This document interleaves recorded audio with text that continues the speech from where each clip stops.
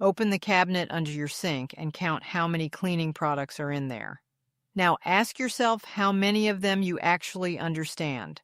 Not how many labels you recognize and not how many commercials you have seen, but how many you could explain in one sentence. What dirt it removes, what surface it belongs on, how long it needs to stay there, and what you should never use it on. That is where most cleaning mistakes begin. People do not necessarily buy bad products. They buy good products for the wrong job, use them too often, leave them on too long, wipe them off too fast, or assume words like multi-surface and disinfecting mean there are no rules. And that is how a cabinet fills with expensive bottles while the house somehow does not get easier to clean. My name is Lucia. And one thing I learned growing up in Brazil is that a useful cleaning cupboard does not need 20 sprays. It needs a few tools that each have a clear job. Today I am going to show you 5 products I would not buy as standard everyday cleaning products for an ordinary home, and 5 I would buy instead. I am not calling the first 5 scams, and I am not saying they never work. Every one of them has a legitimate use. What I am saying is that if I were building a simple cleaning kit from scratch, I would rather spend my money on products with clearer roles, better versatility, and a little more room for human error. And by the end, you will know exactly why. There is another reason I want you to stay with me. The 5th never buy product is one people often reach for, precisely because it works so well, and that strength is exactly what can make the wrong surface an expensive mistake. Before we continue, subscribe to the channel if you want practical cleaning advice built around one simple idea. Use the right product for the right dirt on the right surface. Around here, stronger is not automatically better. More bottles do not automatically mean a cleaner home. And I would much rather help you understand what you already own than send you shopping for something new every week. And tell me in the comments before we start, which product in your cabinet do you buy again and again, even though you are not completely sure it is worth it? I have a feeling some of the same names are going to appear today. The first product I would not buy as my default cleaner is Clorox disinfecting wipes. Notice what I said, as my default cleaner. These wipes absolutely have a purpose. If someone in the house is sick, if you have a high-touch, hard, non-porous surface that genuinely needs disinfecting, or if convenience matters in a small area, they can make perfect sense. The problem is what most people think one wipe is doing. They pull it out, swipe quickly across a large counter, watch the surface dry almost immediately, and mentally check off disinfected. But the Clorox directions for disinfection require the surface to remain visibly wet for 4 minutes, and heavily soiled surfaces need to be pre-cleaned. Cleaning and disinfecting are not the same job. Routine cleaning with soap or detergent and water removes dirt and much of the germ load in most ordinary household situations. Disinfection becomes especially useful when there is illness, known contamination, or another concrete reason to do it. So my issue is not that the wipes fail. My issue is paying for disposable disinfectant wipes to do ordinary cleaning that does not require a disinfectant at all. Then using them too quickly to achieve the disinfecting claim people bought them for. If you use them, read the contact time and keep the surface wet for the full period. Otherwise, be honest about what you are doing. You are wiping a surface, not necessarily disinfecting it. The second product I would skip as my standard floor system is the Swiffer WetJet Multi-Surface Cleaner. Solution refill. Again, this is convenience, not villainy. In a small apartment for quick cleanup on a finished compatible floor, the WetJet can be wonderfully easy. But multi-surface is exactly the phrase that can make people stop reading. Swiffer says not to use this solution on unfinished wood, oiled wood, waxed wood, unsealed tile, or brick, or carpet. So multi-surface does not mean every surface. The solution is also already diluted and tied to the wet jet system, which means you keep buying refills and have very little control over concentration.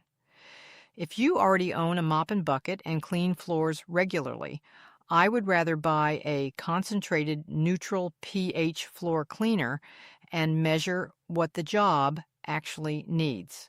That does not make wet jet wrong. Number 3 is Mr. Clean Magic Eraser, when it is treated like a universal cleaning sponge. It removes marks so quickly that your brain says, if a little pressure worked, more pressure will work even better. But melamine foam works through microabrasion. That tiny abrasive action is exactly why it can remove stubborn marks, and exactly why it can damage the wrong finish. The manufacturer advises spot testing with light pressure and lists surfaces where it is not recommended, including high gloss and polished finishes, delicate dark surfaces, brushed and satin finishes, bare or polished wood, copper, stainless appliance exteriors, non-stick coatings, and vehicle paint. So I keep Magic Eraser in the category of specialized tool, not universal cleaner. On a compatible, resistant surface, it can be fantastic. On a delicate finish, I want chemistry and a soft cloth to do the work before I reach for abrasion. If a mark disappears, but the sheen disappears with it, you did not clean the finish. You removed part of it. The 4th product I would not reach for first is Easy Off Heavy-Duty Oven Cleaner, but the heavy-duty formula contains sodium hydroxide, or lye, and carries corrosive warnings for a reason. The label requires serious respect. Proper ventilation, protective gloves, eye protection when directed, and care to keep the spray away from your face, surrounding floors, electrical connections, heating elements, thermostats, bulbs, and surfaces, the label excludes. The label limits it to approved materials such as porcelain enamel, iron, stainless steel, ceramic, and glass under stated conditions, while excluding aluminum, chrome, baked enamel, oven exteriors, and self-cleaning or continuous cleaning ovens where the current label restricts them. That is too much margin for error for me to treat it as the first answer to every greasy oven. If grease is still fresh, routine maintenance with an appropriate degreaser or detergent is much easier than waiting until it becomes black carbon and starting with the harshest product in the cupboard. If you truly need Easy Off, follow the current label exactly. Warm oven directions may call for preheating to around 200 degrees Fahrenheit, turning the oven off before spraying from about 9 to 12 inches away, then waiting the labeled period, then wiping and rinsing thoroughly. Cold oven directions can use about 20 minutes for normal cleaning and longer for heavy soil. Do not improvise and do not assume leaving it longer must be better. And number 5 is CLR calcium lime and rust remover when someone buys it as an all-purpose bathroom cleaner. CLR can be excellent on calcium, lime, and rust deposits when the surface is compatible. The danger is precisely that it works strongly on mineral deposits, so you need to know what sits underneath them. The manufacturer lists many surfaces where it should not be used, including natural stone, marble, terrazzo, colored grout other than approved white grout situations, many painted, coated, or sealed surfaces, several plastics and laminates, formica, corian, aluminum, galvanized metal, nickel, oil-rubbed bronze, brass, copper, and various refinished or damaged surfaces. It can also etch older sinks, tubs, or tile. In approved uses, directions may call for dilution with equal parts warm water, a hidden area test, short contact around 2 minutes, and prompt thorough rinsing with cold water. It is not a product to spray and forget, and it should never be mixed with bleach or other cleaners. That brings me to the rule that applies to every product in this video. Never mix cleaners unless the manufacturer explicitly says The combination is allowed. Bleach or hypochlorite should never be mixed with vinegar, acids, ammonia, or other cleaners. Ventilate when labels call for it. Use gloves and eye protection when required. Test new products in a discreet place. And read the surface manufacturer too, not only the cleaner label. So those are the 5 I would remove from a basic shopping list, not because they are useless, but because each one demonstrates a different cleaning mistake. Now, let me show you the 5 products I would put in their place and why together they cover far more of an ordinary house than a cabinet full of random sprays. These are American retail products, not Brazilian products. The Brazilian part is the philosophy I bring to the cabinet. Buy fewer things, understand each job, start with the gentlest sensible method, and save stronger specialized chemistry for the situations that truly need it at home. The first product I would put into that smaller, smarter kit is Dawn Platinum Dish Soap. Grease is common, and a good surfactant gives you a sensible first step before abrasion or stronger chemistry. It belongs on dishes and compatible cookware and can help with fresh kitchen grease on compatible surfaces. For greasy cabinets, start small. Put a few drops into warm water. Dampen the soft side of a sponge or a cloth, and test an inconspicuous area first. Work on the greasy film, then come back with a clean, damp cloth to remove excess soap and dry the surface immediately. Leaving detergent residue behind is not the goal. On compatible stainless steel, use a small amount on a soft, damp sponge. Work in the direction of the grain, remove the grease, rinse or wipe away the soap, and dry. It can also be used as a spot pretreatment for certain oily stains on cotton or polycotton when the manufacturer allows it. But do not pour Dawn into your washing machine as a replacement for laundry detergent. Dish soap creates suds and was not formulated to be the machine's primary detergent. Pre-treating a compatible stain is one thing. Turning your washer into a bubble experiment is another. My second buy is Zepp Concentrated Neutral pH Floor Cleaner. It is designed for compatible, hard, water-safe floors, and neutral pH makes more sense for routine maintenance than indiscriminate acidic recipes. Zepp lists compatible surfaces such as rubber, certain natural stone, tile, marble, VCT, and other hard water-friendly sealed surfaces, but the floor manufacturer still gets the final word. Neutral pH does not mean universal. Unfinished wood or any floor that should not be wet needs its own care instructions. The advantage is that you can measure the cleaner according to the job. For light cleaning, the official dilution is 1 ounce per gallon of water. For normal cleaning, 2 ounces per gallon. For heavy cleaning, 3 to 5 ounces per gallon. Sweep or vacuum first so you are not turning loose grit into mud. Mix the correct dilution, test a discrete area, mop the floor, and change the solution when it becomes dirty. For heavy soil or when the directions call for it to leave a cleaner finish, rinse as recommended. More concentrate does not mean more clean. It can simply mean more product to remove later. If you own a mop and bucket, concentrate gives you more control than repeated premixed refills. The third product is Barkeeper's Friend Cleanser, original powder. Specialized products are useful when you understand their specialty. Barkeeper's Friend contains oxalic acid, a glass oxide abrasive, and surfactant, which makes it useful against rust stains, tarnish, mineral deposits, and stubborn grease on compatible hard surfaces such as stainless steel, porcelain, tile, brass, and other materials approved by the label. Wet the surface first, sprinkle on a small amount, scrub gently with a wet cloth or sponge, and rinse thoroughly within about 1 minute.